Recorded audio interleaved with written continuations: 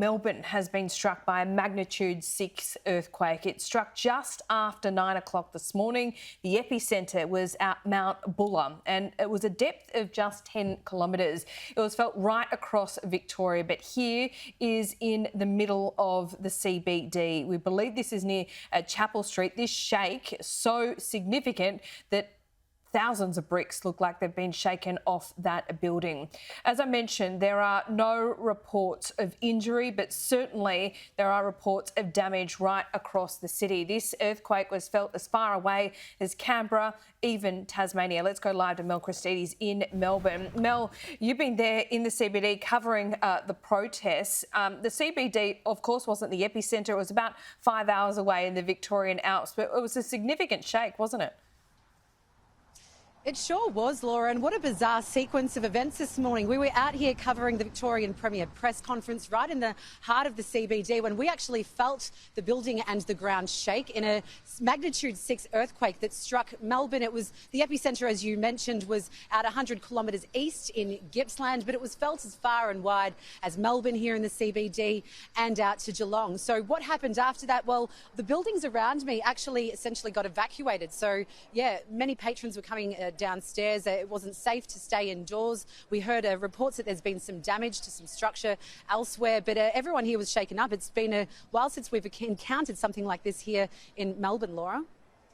It's certainly concerning. We should find out as well if there has been any call-outs for help from the local authorities there, because we've seen there are significant damage. But Mel, so far, can you confirm that no reports of any injuries that you know of? Nothing as yet on the ground, and the buildings that have been evacuated here in the CBD, Laura, everyone has been advised to go back upstairs. So this all occurred in the last half an hour or so. So they all started to get evacuated about 9:15, 9:30. By 10 o'clock now, the scene is clear, but there were plenty of people out on this street before just saying that it's not safe to go back in the building, making sure that everyone's well-being and safety is monitored. But no reports so far of any damage or any injuries in this vicinity right here. We're in the heart of the CBD, right near Spencer Street. Okay, well, we were showing pictures before as well of that building. I'm being told by locals that it is Chapel Street, that building has been significantly damaged. And we've seen also pictures of hundreds of other office workers being evacuated. Now, we've seen aerials that we showed you before. These are not live pictures. They are in the right of your screen there. But Mel, what about the protests? I mean, it seems like it's not like we saw yesterday and the day before. Police have certainly outnumbered protesters today.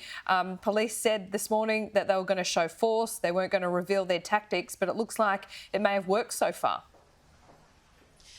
Correct, and we did ask this in today's press conference to see what those police tactics would be, but they said that they would come out in full force and have a stronger presence on the ground as of yesterday, after we saw yesterday's riots erupt of over 2,000 protesters launch out at the front of the CFMEU headquarters and take to the streets of Melbourne, going up to the Parliament steps, right down to shutting down the Westgate Bridge in retaliation of the government's decision to mandate vaccines in the construction industry. Let's just remember, Laura, this is what this decision's all about. So the fact that we've had this disastrous COVID outbreak occur in this sector, and as a result, the government has said it is compulsory now for anyone working in the sector to get that first dose by September the 23rd, which is tomorrow. The government couldn't give any indication when we asked them in the press conference on how many in the industry have been mandated with that vaccine and if those vaccinated workers can continue to work. So as a result, a tough stance by the Victorian government. They have shut down the sector here in Victoria, and we've seen some pretty stark scenes over the last few days with